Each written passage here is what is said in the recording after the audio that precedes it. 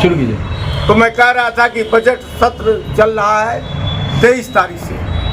इन्होंने माननीय प्रधानमंत्री जी, वित्त मंत्री जी और वित्त राज्य मंत्री ने आश्वासन दिया था कि हम बजट सत्र में कर्मचारियों का जरूर कुछ होगा, इसमें हमारी जो मांगे हैं वो निकल कर आएंगी। तो इसीलिए हम उनको याद दिलाने के लिए आज बैठक के माध्यम से सरकार को चेताने जा रहे हैं कि सरकार अभी भी हमारी पुरानी पेंशन दे दें, 1.5 साल का एरियर नहीं मिला है वो दे दें, और हमारा 8वां वेतनमान ड्यू है वो दे दें, और 50% मर्जर होने पर वेतन मूल वेतन में जोड़ा जाता है वो दे दें, और हमारे पेंशनर का 5 साल को 5%, जो 60 साल से उम्र से ऊपर हो गए उनको 5%, 65 साल पर फिर 5%, यानी 5% हमारा बढ़ोतरी हो। इस बात का ये लिखा पढ़ी शासनादेश है कि ऐसा होना चाहिए, लेकिन ये दुर्भाग्य है इस सरकार में कोरोना जैसे पीरियड में कि हमारा जो डीए था वो उसको नहीं दिया, जबकि हमारे बहुत से कर्मचारी शहीद हुए। इसीलिए आज बैठक के माध्यम से सरकार को चेताने का काम करेंगे, और 12 तारीख को हम लोग प्रदर्शन भी करेंगे। अभी हम लोग निर्णय कर लेंगे, आपके माध्यम से सूचना जाएगी, और 12 तारीख को पुनः हम लोग प्रदर्शन करेंगे। प्रदर्शन के माध्यम से सरकार को आपके माध्यम से, इंटेलिजेंस के माध्यम से, एलआईयू के माध्यम से, और प्रेस को, मीडिया हमारा ऐसा है कि मीडिया न रहे तो मैं समझ सकता हूँ कि लोकतंत्र खतरे में पड़ जाएगा। आप लोगों के बदौलत ये पेट की रोटी मिलेगी, और पेट की रोटी इसलिए जरूरी है, आप सब जानते हैं 60 साल के बाद आजकल वृद्धाश्रम की में संख्या बढ़ गई है बुजुर्गों की। तमाम माँ बाप ऐसे हैं, माँ बाप बड़ा पढ़ाए बच्चों को कर्जा लेके सब बाहर चले गए, अपने बैठ के रोटी सेक रहे हैं। इस तरह की हालत हो गई है। तो बताइए बिना पेंशन के आदमी कैसे जिंदा रहेगा? वो तो पेंशन न मिलने पर ही हार्ट फेल हो जाएगा, मर जाएगा, या तो भयंकर बीमारी हो जाएगी। आजकल तो बीमारी वैसे ही चल रहा है। और हमारे बीमारी में भी जो कैशलेस इलाज है उसको 10 लाख किया जाए, और ओपीडी की भी सुविधा दी जाए। ओपीडी की सुविधा उसमें नहीं है। अगर हम अस्पताल में जाएंगे दिखाने भैया तो पैसा लग जाएगा, तो उस कैशलेस इलाज का क्या फायदा? हम चाहते हैं कि सभी का कैशलेस इलाज ओपीडी सहित पूरा फुल हो, जिससे हमारे कर्मचारियों का इलाज हो, बेहतर इलाज हो, बेहतर हॉस्पिटल दिया जाए। और हमारी जो मांगे हैं वो कोई नई चांद तारा नहीं मांग रहे हम आपसे वही मांग रहे हैं जिसमें आपसे हमारा पहले का समझौता है। अंग्रेजों ने पेंशन दिया, ब्रिटिश हुकूमत ने पेंशन दिया, आज हमारी राम राज की कही जाती है सरकार है, लेकिन राम राज की सरकार जब तक पेंशन नहीं देगी, राम राज की सरकार हम लोग नहीं मानेंगे। और आने वाले दिनों में पुनः आंदोलन की राह पर सभी कर्मचारी डटेंगे और सरकार का मुकाबला भी करेंगे। सरकार अगर समझती है कि हम दमनात्मक रवैया से हम जो है दबा देंगे तो कर्मचारी दबेगा नहीं, हम लड़ेंगे, मरेंगे और पुरानी पेंशन सबके लिए लेके रहेंगे। धन्यवाद। उत्तर प्रदेश में अभी 2023 से 2005 तक के कर्मचारियों के लिए ओपीएस लागू किया गया है। उनको ऑप्शन दिया गया है कि सेलेक्ट करें ओपीएस में जाना है कि एनपीएस में जाना है। जी जी, तो ये तो बड़ी अच्छी पहल है गवर्नमेंट की। ये पहल है, इसका तो हम लोगों ने स्वागत किया, लेकिन उससे पहल सबका नहीं है, वो 60,000 कर्मचारियों का है।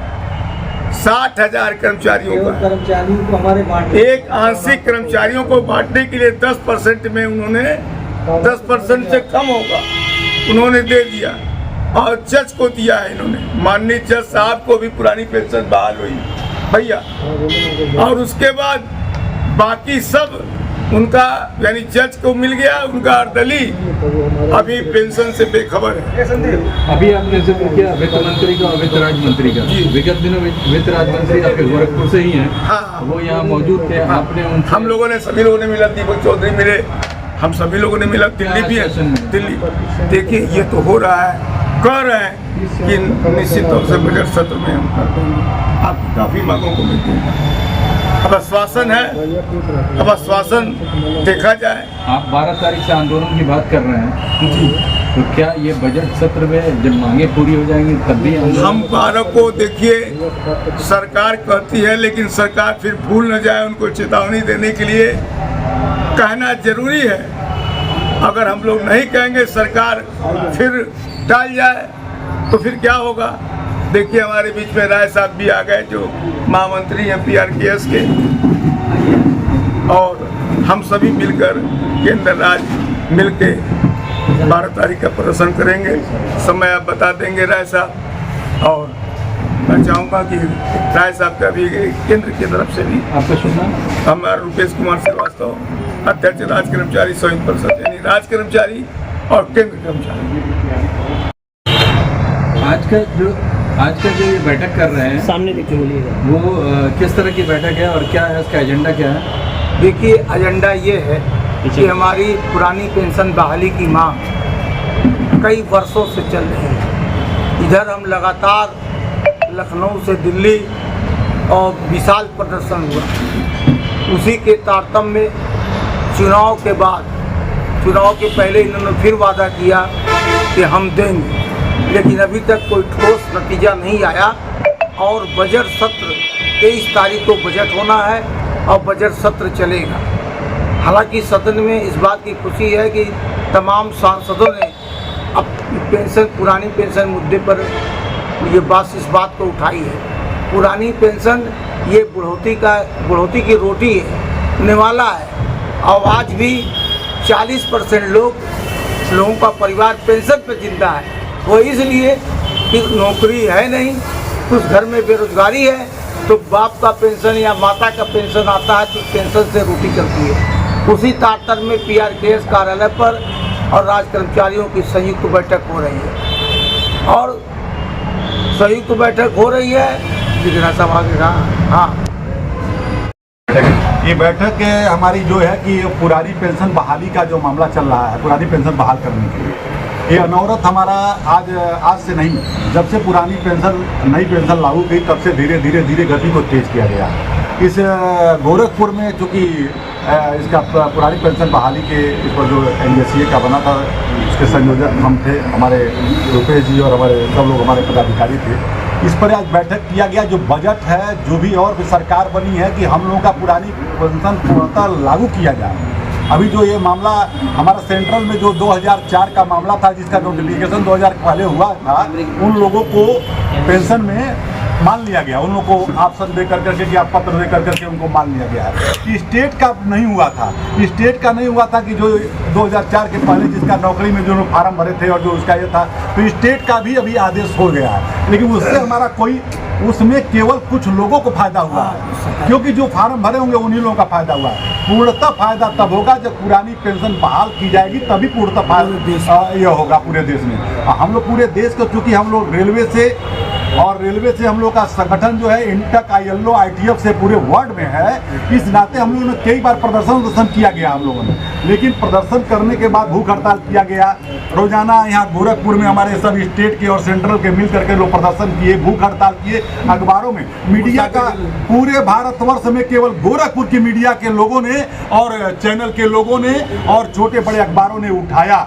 दिल्ली में इतनी बड़ी मीटिंग हुई थी, लेकिन कोई मीडिया ने नहीं उठाया, केवल छोटे चैनलों ने उठाया था।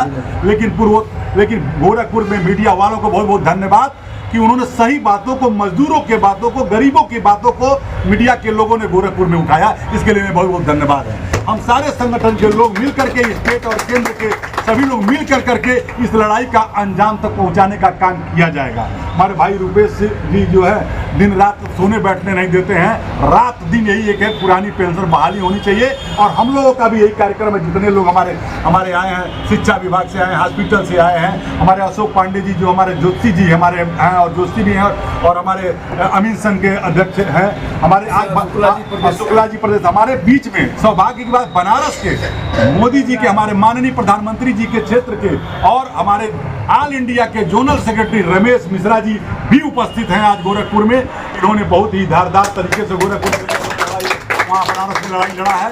इस नाते हम लोग इस मीटिंग, आज की मीटिंग में यही आह्वान करते हैं कि बजट में संसद में पार्लियामेंट के जो मीटिंग होती है उसमें हमारे पार्लियामेंट के मेंबरों ने अब उठाना शुरू किया है कि हमारा कुछ पार्लियामेंट के मेंबरों ने उठाया है। इस नाते पुरानी पेंशन बहाल करना आवश्यक है, ये जरूरी है, नहीं तो आज हमारी खत्म की है उनकी भी बारी आएगी, जो 5 है वो घटता नजर आएगा। और हमारा चूंकि हम लोग का फेडरेशन जो भी ऊपर का निर्देश देता है, चाहे 12 को हो, चाहे 15 को हो, चाहे 13 को हो, चाहे 2 जो भी होगा, उसको हम लोग निर्देश का पालन करते हैं, उसके हिसाब से कार्यक्रम करते हैं और पालन के हिसाब से जो हम लोग को जेन्युइन लगता है कर्मचारियों की मांग को, वो हम लोग स्वयं भी लोकल स्तर पर उठाते हैं। पूर्वोत्तर रेलवे पर गोरखपुर स्टेट के लोग और सेंटर के लोग हम लोग उठाते हैं और हम लोग लड़ते रहेंगे हमेशा। पुरानी पेंशन बहाली तक हम लोग की लड़ाई और जंग जारी रहेगा।